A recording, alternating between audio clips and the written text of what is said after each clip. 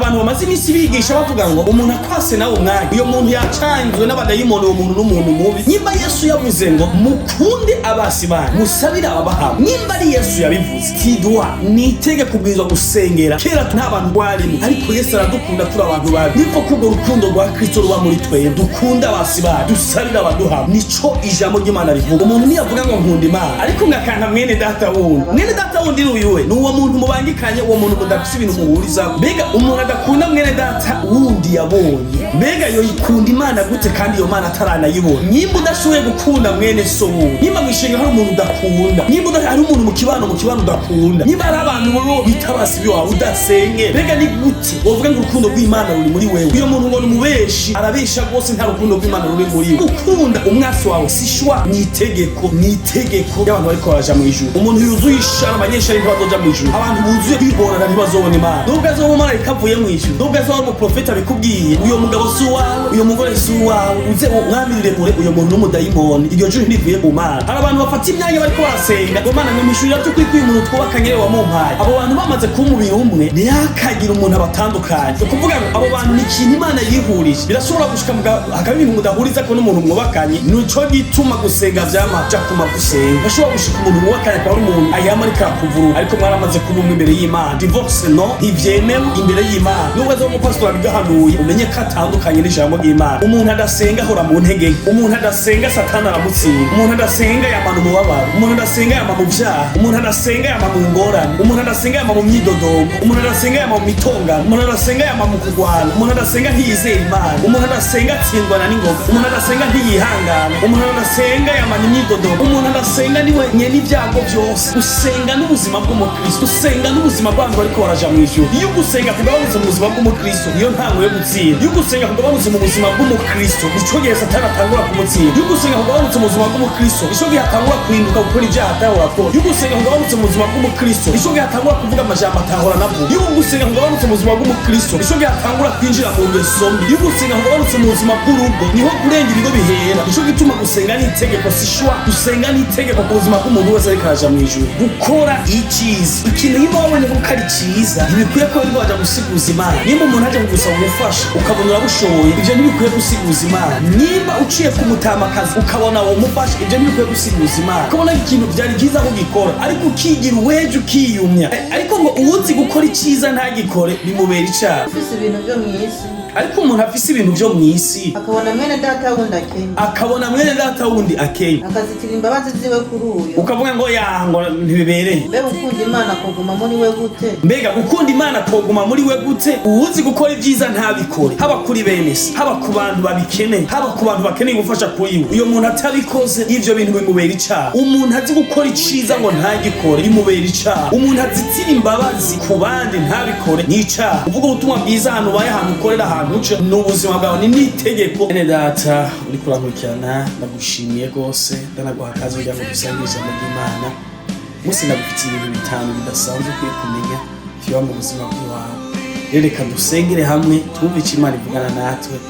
Kazi data, ndasengeye uyu muntu atanze umwanya wo kugira ngo yumve ijambo ryawe. Ndasenze mu izina ryawe Yesu, vugana nawe, mpemuyera yaga nawe, mpemuyera muyagishe.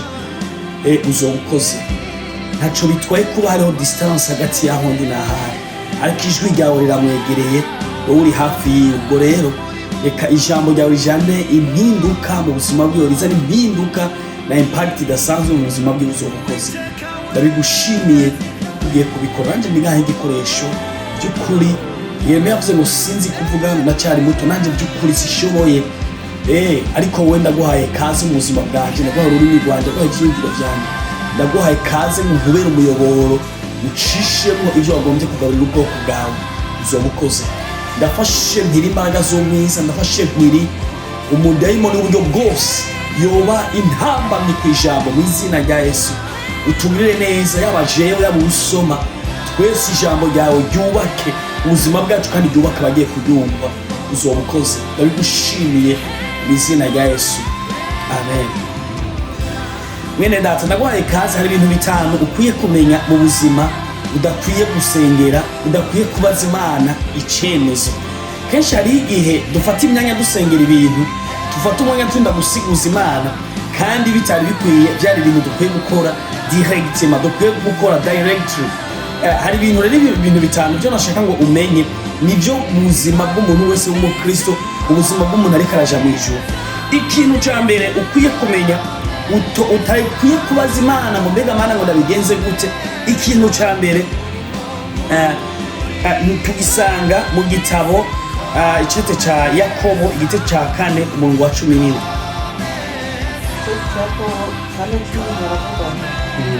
Nukuzi gukora neza ntabikore mubiri cyane. Turiko turavyumva gukora icyiza. Ikintu nyimba wabonye ko ari cyiza ntibikwiye ko wirirwa waja gusiguza Imana. Nyimba umuntu aje kugusaba ubufasha ukabona urabushoboye, ivyo ntibikwiye gusiguza Imana. Nyimba uciye ku mutamakazi ukabona uwo mufasha, ivyo ntibikwiye gusiguza Imana. Abantu benshi hari igihe babona baca ahantu mu kibano ku muntu runaka, ukabona ikintu cyiza kandi ukabona ko kibiriye kugikorwa, ukabona ikintu byari byiza ko gikora, ariko ukigira uweje ukiyumya. Ariko ngo uwuzi gukora icyiza ntagikore bimubera icyaha. Turiko turajana abantu uyu murongo nkiwusoma nasanze ubwanje natsinzwe cyane, afukama ndasenga buri munsi, kuwa mbere, kuwa kabiri, kuwa gatatu, kuwa kane, buri munsi duhura n'ibintu byinshi byiza dukwiye gukora, tukabona ko ari byiza ariko tukabirenza kwa amaso tukarengana. Tugahura n'ibintu byinshi twokorera abantu, tugahura n'ibintu byinshi tworangura kandi byiza, twabibona tukirengagiza, tukarenza kwa amaso tukarengana. Nibyo byabaye kuri wa muherezi mukuru baciye kuri wa muntu yaravuye Yerusalemu aje Yeriko, baramuciye ko bararengana. Byari ibintu byiza gufasha abandi, rero gufasha uwundi, gukora icyiza ntugikore bikubera icyaha. Kora icyiza aho uciye hose, kora ibyiza aho uciye hose. Uzi gukora neza ntayikore bimubera icyaha. Ni igihe kintu Bibiliya ivuga kandi kuri cete cya mbere cya Yohana 3:17. Cete cya mbere cya Yohana 3:17 baravuga ariko ufise ibintu byo mu isi, ariko umuntu afise ibintu byo mu isi akabona mwene data wundi akenye, akazitira imbabazi ziwe kuri uyo, ukavuga ngo yango ntibibereye. Mbega gukunda Imana koguma muri we gute? Mbega gukunda Imana koguma muri we gute? Uwuzi gukora ibyiza ntabikore, haba kuri bene se, haba ku bantu babikeneye, haba ku bantu bakeneye gufasha kuri we. Uyo muntu atabikoze, ivyo bintu bimubera icyaha. Sinzi mwishengero uri mu kuntu bimeze, sinzi mu kibano uri mu kuntu bimeze, sinzi ku kazi ukora kuntu bimeze, sinzi aho uca mwibarabara kuntu bimeze, ariko nagomba nakwibutse ngo umuntu azi gukora iciza ngo ntagikore bimubera icyaha. Umuntu azitira imbabazi ku bandi ntabikore ni icyaha. Ikintu higira kabiri nagomba nagusangiza, reka dusome Matayo 26 umurongo wa 41. Matayo 26:41 haravuga nimube maso musenye, nimuje mu mosha mabi, umutima ni ugukunze ariko umubiri ufise intege nke. Ikintu udakwiye gusaba ngo mbega birakwiye ko ndabikora cyane iki, ni ugusenga. Gusenga nibwo buzima, gusenga nibwo buzima bwacu. Yesu yabwiye igihe bari yari ku musozi Getsemani, abwira ngo nimube maso musenge, umutima ni ukunze ariko umubiri wewe ntavyo ushaka, ufise intege nke. Bya ni majambo, umuntu adasenga ahora mu ntege nke, umuntu adasenga Satani aramutsinda, umuntu adasenga yamana umubabaro, umuntu adasenga yama mu vyaha, umuntu adasenga yama mu ngorane, umuntu adasenga yama mu myidodombo, umuntu adasenga yama mu mitongano, umuntu adasenga yama mu kugwana, umuntu adasenga ntiyizera Imana, umuntu adasenga atsindwana n'ingoga, umuntu adasenga ntiyihangana, umuntu adasenga yama n'imyidodombo, umuntu adasenga niwe nyene ibyago byose. Bivuze ngo gusenga nibwo buzima, gusenga n'ubuzima bw'umukristo, gusenga n'ubuzima bw'abantu bariko baraja mu ijuru. Rero Yesu nje gituma avuze ngo muhore musenga, duhore dusenga. Mwene data ndakwifurije kuba mu buzima bwo gusenga. Si shwari no dukwiye gufata gusenga n'ubuzima, gusenga n'ibikwamera. Iyo gusenga kugabanutse mu buzima bw'umukristo niyo ntango yo gutsinda. Iyo gusenga kugabanutse mu buzima bw'umukristo nico gihe Satani atangura kumutsinda. Iyo gusenga kugabanutse mu buzima bw'umukristo nico gihe atangura kuhinduka gukora ibyaha atahora akora.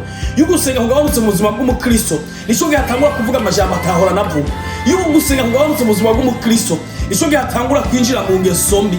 Iyo gusenga kugabanutse mu buzima bw'urugo niho kurenga ibigo bihera. Iyo gusenga kugabanutse, iyo gusenga guheze, ubuzima bw'umukristo wabubaye uba ubaye mubi. Nico gituma gusenga ni itegeko, si shwa.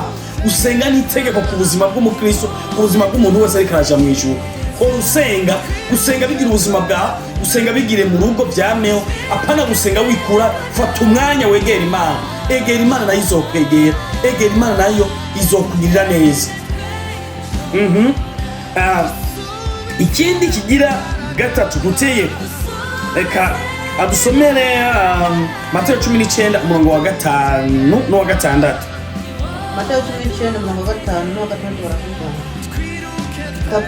kavuga nicyo gituma umuntu azosiga se na nyina akabana n'umugore wiwe akamara, bombi bakaba umubiri umwe.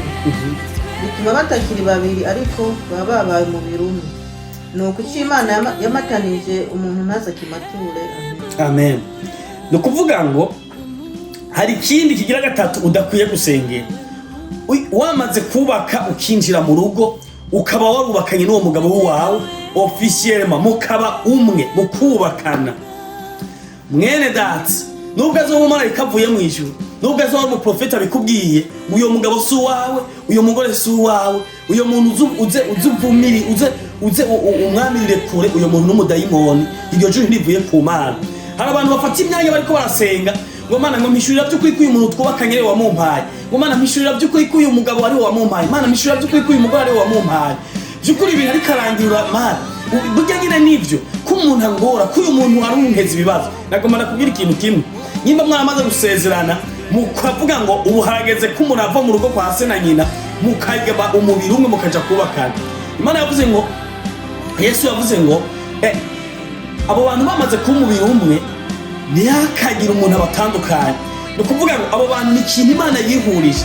Wewe rero gusenga ngo Mana burya umuntu n'uwawe uri kuwateye, abadayimoni bakwinjiriye, abadayimoni baguteye, hagarikira ngaho. Birashobora gushika hakaba ibintu mudahuriza ko n'umuntu mwubakanye.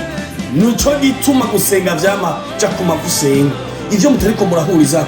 Ashobora gushika umuntu mwubakanye kwa umuntu ayama ariko akuvuruga, ariko mwaramaze kuba umwe imbere y'Imana. Divorce no ntivyemewe imbere y'Imana. Nubwo azo mu pastor abigahanuye umenye ko atandukanye n'ijambo ry'Imana. Ifo mwaramaze kuba umwe, musenyere amasengesho yawe ashobora kumuhindura bikagenda neza mu rugo, umunezero ukiyongera bikamera neza mu rugo.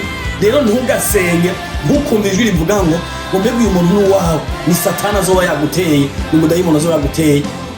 Gituma ari uwawe nuko mwamaze gushingirana imbere y'Imana, ni uwawe nyine. Murakoze, reka tubanane. Ikigira kane, ntidukwiye gusenga tuvuga ngo mbega birakwiye ko nja kuvuga ubutumwa bwiza.